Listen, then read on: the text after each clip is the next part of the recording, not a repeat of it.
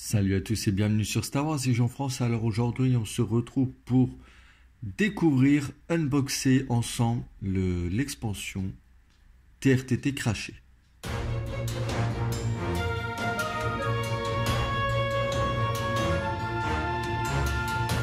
Salut à tous, alors aujourd'hui on va découvrir ensemble la boîte Downed AT-ST Battlefield Expansion, donc, qui n'est pas traduit en français malheureusement. Pour le coup, cette boîte là je l'ai, pourquoi? Parce que j'ai réussi à avoir des remises, parce que à 50 balles clairement j'achète pas, mais là pour le coup je l'ai eu à 35 €, donc c'était mon prix psychologique.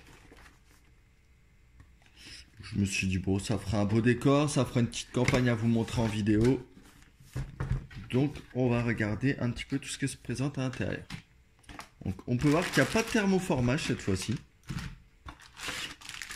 On a deux sachets avec plein de petits éléments. Bon là, vous voyez un sachet un petit peu vide parce que j'ai commencé à monter la tête, qui est ici. Et hop là. Ce qui va nous intéresser nous pour plus tard, les cartes de mission, les cartes de déploiement pour acte 1, acte 2 et les cartes de conditions. Donc ça c'est peut-être ce qui est un peu dommage sur cette sortie, c'est que ce sont des cartes qui sont pas jouables en tournoi. Donc c'est peut-être aussi une des raisons, hormis le prix, fait que du coup on n'achète pas, hein, tout simplement. Alors, vous pouvez le voir, il y a quand même beaucoup d'éléments. Là la tête, il y a 1, 2, 3, 4, 5 déjà, 5, 6 en dessous. 7 éléments rien que pour la tête. Bon, ce qui est peut-être un peu chiant, c'est que c'est vraiment le plastique mou de FFG tout pourri. Donc c'est un peu chiant. Bon, ça n'a pas l'air hyper compliqué à monter. Voilà. Et ce qui m'a personnellement fait extrêmement plaisir, c'est ça. Là, le socle il est costaud et il est très très beau. Ça me fait anciennement penser au socle de l'olifant du Seigneur des Anneaux. Et c'est du lourd quoi, il est bien épais. Donc c'est top. Voilà, donc tout ce que contient cette extension. Alors 50 balles, clairement pour moi c'était non directement. À 35 sous, bon oui, je me dis pourquoi pas, ça peut être sympa sur la chaîne. Donc à 35 €, moi je prends. C'est comme l'escape pod craché qui sera dans cette gamme de prix là. Écoutez, j'achète tout de suite. Hop, nous revoilà. Donc en comparaison, je vous ai mis mon petit char qui est en whip juste là, à côté. Vous voyez quand même qu'il est costaud. Je l'ai juste posé. Donc c'est pas impossible qu'il se démonte. Et franchement, il est super beau. Alors attendez. Franchement, il est canon. Et ça va faire un très très bel effet sur la table une fois pas. Et ça, on prend. Voilà, donc on se retrouve tout de suite pour regarder un petit peu les scénarios qui se trouvent dans cette boîte. La mini campagne du TRTT Crashé. Let's go! Alors, donc dans cette mini campagne du TRTT Crashé, qu'est-ce qu'on trouve? Tout d'abord, dans les cartes d'objectifs, nous avons sécurisé l'objectif, les données, je ne sais pas trop comment le traduire. Donc, Secure the Intel, acte 1.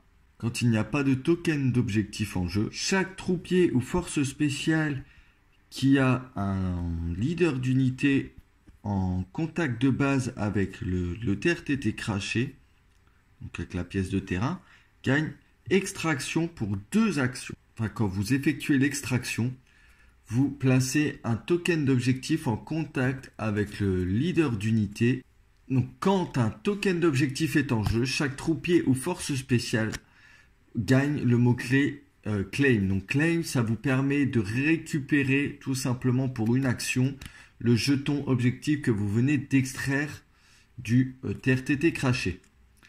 Quand une unité a un jeton qui est revendiqué, cela réduit sa vitesse maximum de 1. jusqu'à un minimum de 1, tout simplement.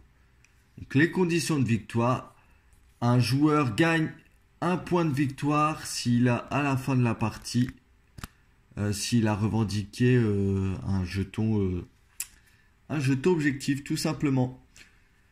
Donc voilà pour l'acte 1. Et ensuite l'acte 2, évacuer la base. Donc, tout d'abord pour le setup. Donc après le placement de terrain, donc après la phase de placement de terrain, donc le joueur rouge choisit une pièce de terrain qui n'est pas le TRTT craché, qui est en dehors de la zone de déploiement du joueur rouge, qui sera l'entrée du bunker. Quand le player rouge a placé 2 de ses jetons conditions face non visible sur différentes pièces de terrain, il place le pion condition à 1 pip face cachée sur le bunker entrance, donc sur l'entrée du bunker. Le terrain que vous avez sélectionné doit être entre la portée 1/4 des autres. Bon, jusque-là tout va bien. Lors de cette mission, donc chaque unité de troupe gagne undercover entrance. Donc c'est on révèle l'entrée, révéler l'entrée en gros. Donc quand vous faites ça, vous révélez un des jetons qui est face non visible sur la pièce de terrain si votre leader d'unité est en base contact avec. Pour le joueur bleu, s'il découvre en gros l'élément de terrain à 1 pip, il gagne entrée dans le bunker. Donc en gros, vous sortez complètement cette unité du terrain et vous gagnez un pion de victoire du joueur rouge. Donc ça, c'est vraiment pas mal. Ça veut dire que en gros, à l'acte 1, si c'est le joueur rouge qui a gagné, et bien ici, vous pourrez récupérer ces tokens de victoire. Donc, vous pouvez en prendre plusieurs tout simplement. Pourquoi? Parce que les conditions de victoire, au début de chaque round, le joueur rouge gagne 1 point de victoire. À la fin de la partie, les deux joueurs comptent le nombre de pions victoire qu'ils ont gagnés dans l'acte 1 et ceux qu'ils ont gagnés dans l'acte 2. Voilà. Donc, une petite campagne fort sympathique. Elle m'a l'air sympa. Après, oui, voilà, comme je dis, c'est vraiment dommage qu'on puisse pas les utiliser en tournoi. Parce que du coup, en fait, ça requiert obligatoirement la pièce de terrain, tout simplement. On va passer aux conditions. Donc, le TRTT craché pour l'acte 1. Donc, au début, donc c'est au tout début de la phase où vous placez le terrain. Placez le TRTT craché au centre du champ de bataille pour la première carte. Et ensuite, le Site of Battle, donc le site de la bataille. Acte 2, donc au début de la phase, placez le terrain, placez le TRTT craché entre le centre du champ de bataille et le côté le plus proche du déploiement du joueur bleu. Des conditions qui influent pas beaucoup, mais c'est toujours bon à prendre pour la petite campagne. Ensuite, au niveau des déploiements, donc vous avez un petit déploiement fort sympathique, hein, chacun de son côté, pour l'acte 1. Et c'est ce qui est dommage dans cette pièce. Le joueur bleu doit jouer les impériaux et le player rouge, donc le joueur rouge, doit jouer les rebelles. Durant l'acte 1, à chaque unité unique qui est tuée et chaque élément d'amélioration qui est équipé sur ces unités, donc en gros, si vous tuez une unité avec certains équipements, et ben pour l'acte 2, vous ne pourrez pas les réutiliser. Et pour l'acte 2, donc joli petit déploiement aussi, le joueur bleu qui est censé avoir le TRTT craché le plus proche de lui, qui doit chercher l'entrée du bunker, a une belle zone de déploiement, tandis que le joueur rouge a juste une petite ligne de l'autre côté en face. Donc les deux joueurs doivent jouer exactement les mêmes factions que dans l'acte 1. Le total des points du joueur bleu peut monter jusqu'à 950 points. Pendant donc la phase de déploiement, si un joueur a gagné l'acte 1, donc ce qui veut dire qu'il a extrait et revendiqué un pion, son opposant doit déployer toutes ses unités de suite. Des petits déploiements bien sympas. Je ferai ça vraiment pour les parties fun, je pense. Maintenant, vu que j'ai la pièce de terrain, bon, voilà. Hein. C'est une pièce qui est vraiment sympa. Plus pour les collectionneurs qu'autre chose. Pour les parties fun, c'est hyper cool. Pour les présenter en vidéo, bah, c'est hyper cool aussi. On se retrouve très très vite pour une nouvelle vidéo sur Star Wars Légion France. Et on fera un rapport de bataille sur cette mini-campagne du TRTT craché.